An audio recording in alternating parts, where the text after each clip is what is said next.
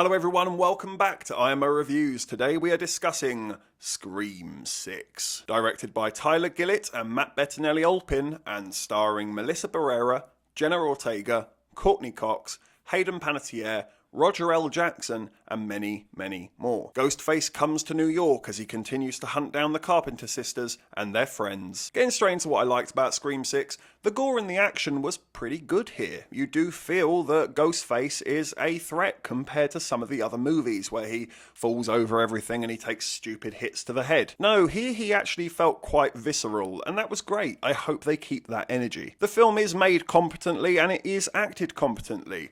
The script doesn't help them very much, but we will get to that. And considering how shoddy the script is, I do think the cast do extremely well with what they're given. I appreciate that they tried to do something new by taking Ghostface to the Big Apple, and it does freshen up the material just a bit, but I for one feel like they could have gone further with it. The subway scene that you see in the trailer, that is great, and it probably is the best scene in the movie. But I must admit, and this could be a me problem, as someone who isn't from America and is not well travelled, just because you're putting it on the subway, it doesn't tell me that it's New York. Just because they're in an apartment building at one point doesn't tell me that it's New York. To an untravelled Englishman, it's just America, and the other movies were set in America too, so it doesn't really feel that different. It doesn't feel like that much of a fresh take. It didn't stand out as much as it could have. And sadly, that really is it for the positives, and they weren't even that positive, because fuck me, this movie bored the living shit out of me. It's so poorly written with the clunkiest and most convoluted exposition imaginable. Things happen and then are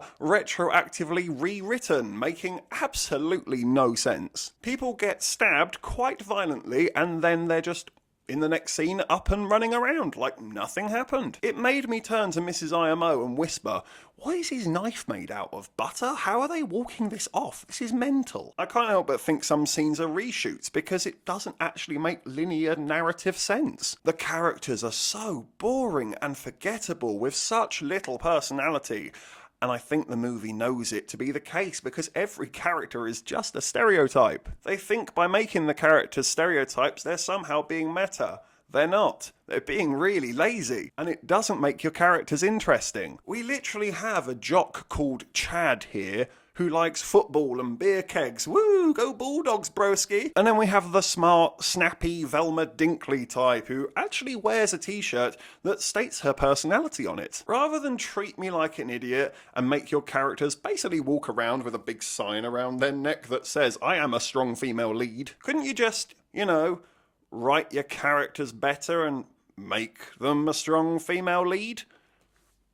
Might be more interesting. I just found that really funny because I couldn't figure out whether or not the writers think the audience are stupid, or if the writers are just that stupid that they think that's how you give a character personality. And these characters have absolutely no depth to them. They have one gimmick, one of them likes to talk about movies, and that's all they do for the whole movie. They just talk about movies because that's who they are. That's how deep we get with this, and that's how little you're gonna care. The longer it went on, the more I could not wait for it to end. And by the end, it had well and truly completely lost the plot. I can't really go into it because of spoilers, but the whole of the ending was just so convoluted and extremely underwhelming. I really didn't care at all. And if you haven't been keeping up with the franchise, it's probably not going to make sense to you. Mrs. IMO didn't see the last one, and I had to explain quite a lot of what she'd missed. And in explaining what she'd missed, I felt tired and bored and realised these movies really do need to stop now. This is a complete and utter, total breath-removing and eye-rolling in the back of your skull exhaustion of the same damn shit for the sixth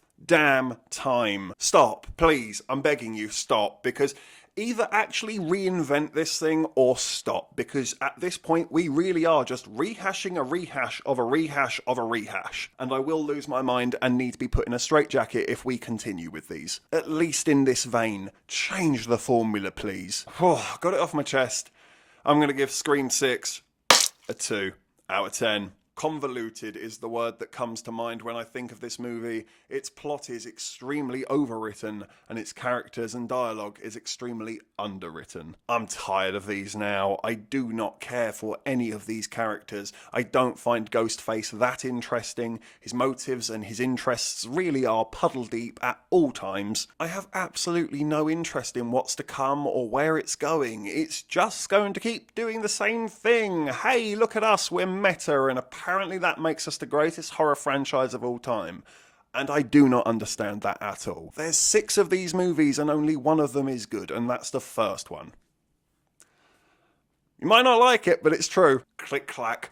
Thank you for watching this review. Please be sure to hit that like button and hit the subscribe button if you haven't already, and please do hit the comment section as well. Have you seen Scream 6? What did you think about it? Let me know in the comment section below. And of course, if you haven't had enough of this crazy ginger, you can always click on these suggested videos right here and get yourself lost in an IMO wormhole. But if not, take care, and I look forward to seeing you on the next review.